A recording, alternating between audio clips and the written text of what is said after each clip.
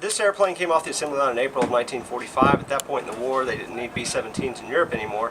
So this airplane actually went straight into storage. And much like all the other flying B-17s you see, this one's painted up like a veteran. This one happens to be painted up like the original Memphis Belle, which is famous for being one of the first airplanes to complete 25 missions.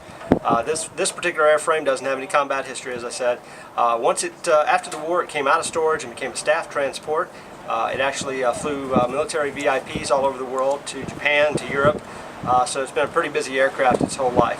Following its military history, in the 60s it got turned over and became a fire bomber, and spent about 20 years dropping retardant out in California, Utah, places like that, on forest fires. And in the early 80s, a B-17 pilot during World War II who flew F-model B-17s by the name of David Talichet, he wanted to get a B-17. He couldn't find an F-model, so he found this airframe and he had it converted back to look like an F-model B-17. It came off the assembly line as a G, but he had it converted back to look like an F-model B-17 in wartime configuration.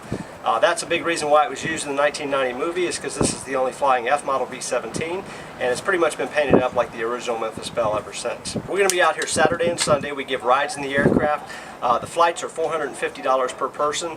It's a 25 to 30 minute ride. You're only seated for takeoff and landing. Once we're airborne, you're able to actually get up and move around the airplane, go up into the nose, go to the cockpit, stick your head out. Actually, we'll have the radio room hatch out so you can stick your head out the top of the airplane, which is something pretty rare. You don't get a chance to do that in too many airplanes these days.